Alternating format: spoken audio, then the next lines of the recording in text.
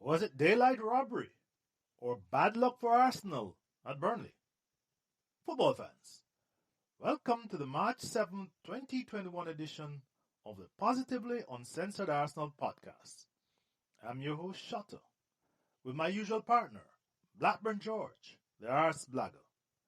Before we discuss the football, let me wish all the women worldwide, especially those who listen to this podcast, Happy International Women's Day. Now, stay tuned for more.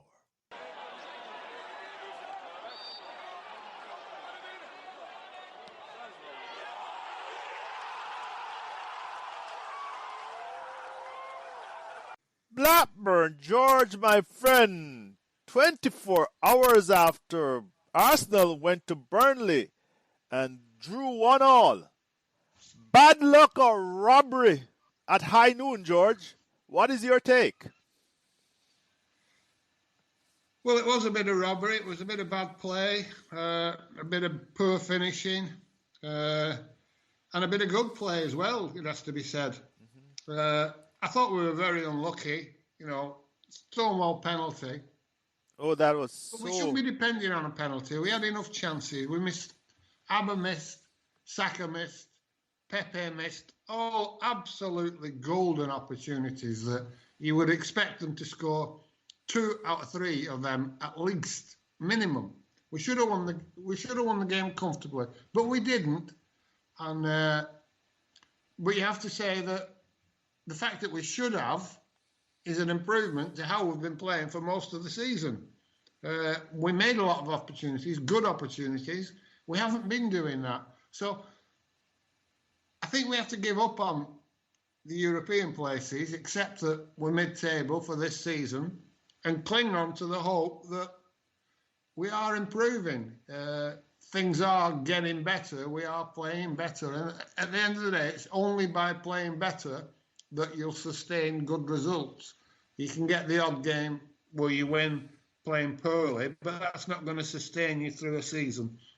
And I see an improvement, not much of an improvement. We seem to be celebrating being back, being very average now. But in terms of how bad we were, we're entitled to celebrate a little bit, but I just find it funny that people can see an improvement, and the improvement's an improvement to a point that's well behind what we would expect to be the bare minimum. But yes. Anyway, there you go. That's how I see it. Well, I mean, I think they can point to the fact that since Christmas, the record shows that we would have been fourth if the table started if the season started since Christmas. We'd be fourth in points and fourth in goals scored, or games won. I have that written down somewhere, but that was pointed out and has been on a stat that has been on Twitter. But of course, the season started all the way back in August, and if it wasn't for the games we lost, we'd be doing really well. Right.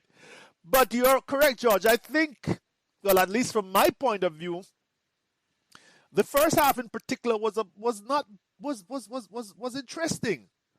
For the first time, I saw us attack down the middle, and in fact, it succeeded in goal number 1. Partey to Willian. There might have been another person who touched the ball to Arba comes inside. This was all down the middle, George. Comes inside, Lowton, this is his name, I think. I'm pretty sure it is. Failed to show Arba down the left. He came inside, cut inside, and unleashed a fair shot that went inside the post. Pope maybe should have done a little bit better. And that was the first goal. This was an attack down the middle, not a cross, like we usually do. I thought it was, and then the next move,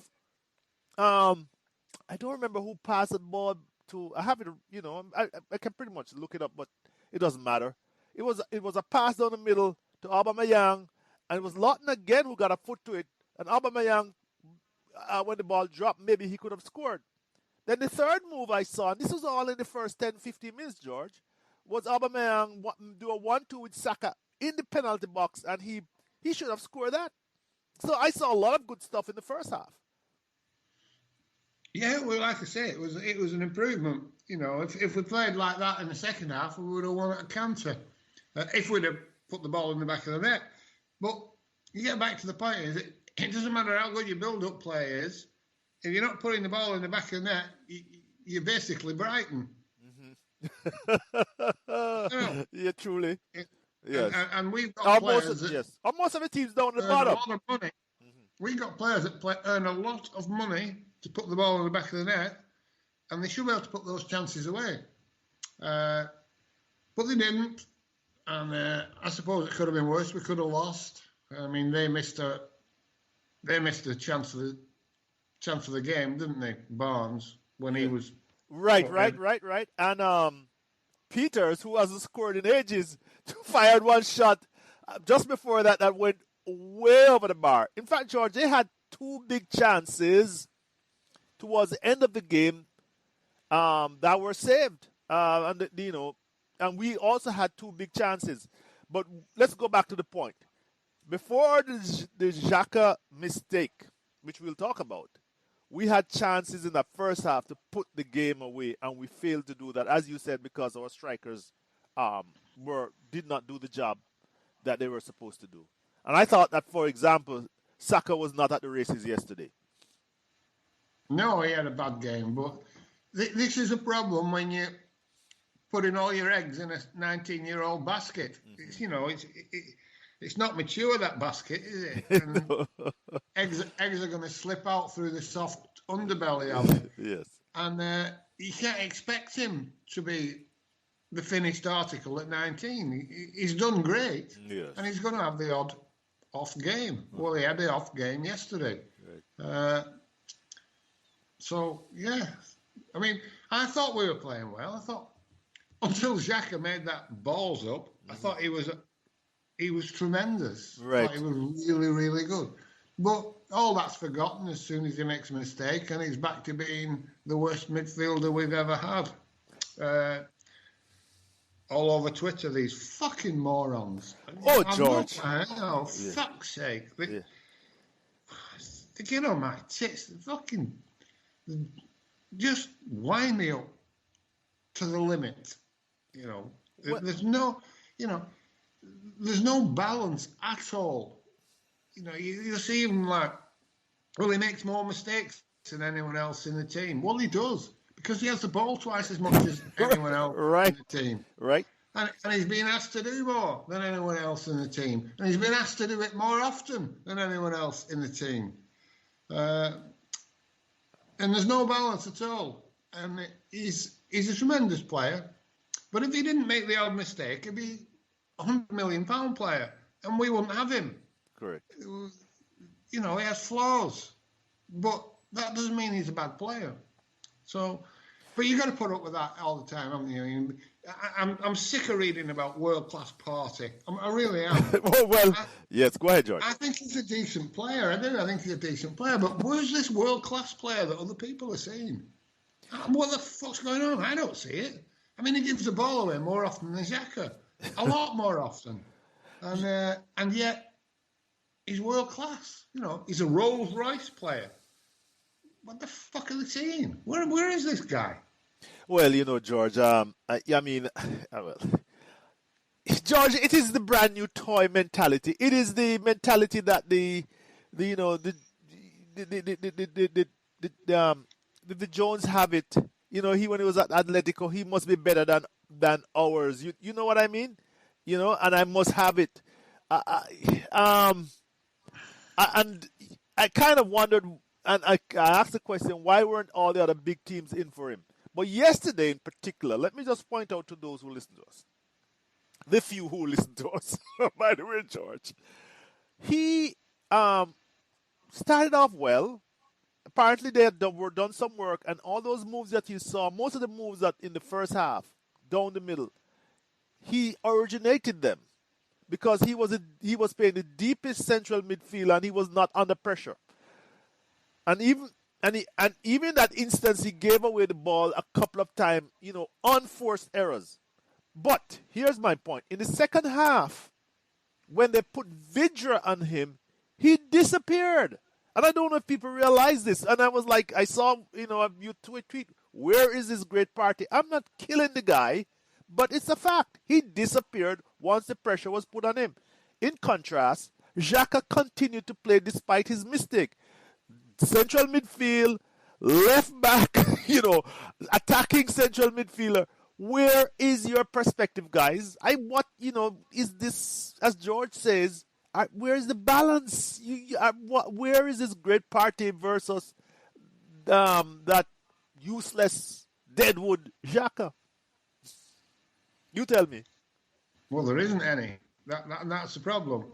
But it's the same. I asked a question the other day. I said, Xhaka's my current favourite player. Who's yours? And I know when I put that tweet out, my timeline is going to fill up with Partey, Saka, and Tierney. That's it. Yeah. All new toys. Yes. Brand new. Simple as that. Yes. And if you ask the same question in 3 years' time, if those players are still here, they won't be in the running. Oh, yeah. It doesn't matter how well they play between now and then, they won't be in the running. Yes. That's just the mentality of the fans now. They're shiny new toys, and that's what they want. And for a while, they can do no wrong, unless, of course, you come from Chelsea, which you can do no right. Yeah, right. William got slaughtered again yesterday. I thought he had a decent game. I thought he did all right. I thought he started off brightly, George. Absolutely. He had a very bright first half, but I thought like most of the team in the second half they faded, and then towards the end when things were desperate, he came back to life. By that time he was subbed somewhere towards the end of the game. But I thought he had a great game in the first half. He was in the middle of the park, just playing, left of to the right of Alba most of the time, and they were linking up together well.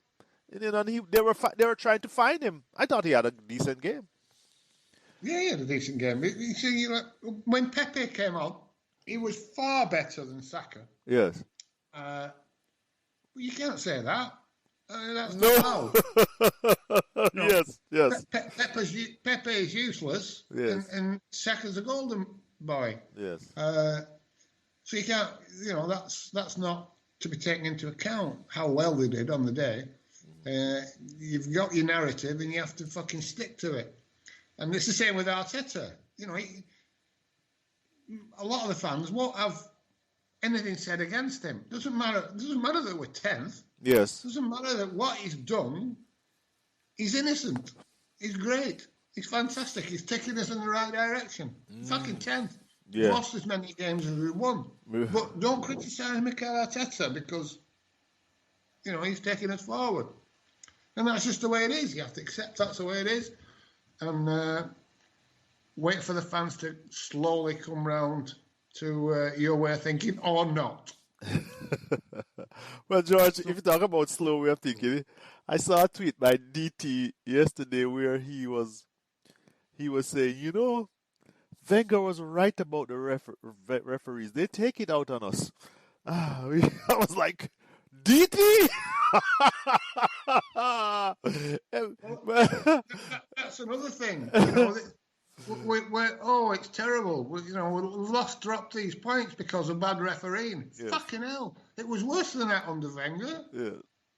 It was worse. We had to play through it. And we had to play through it for 15 years. And that, by the way, George, is why I stopped complaining. And I see some people, every second tweet is the referees. I remember I spent a whole year at the referees. And I came to the conclusion, you know what you're doing?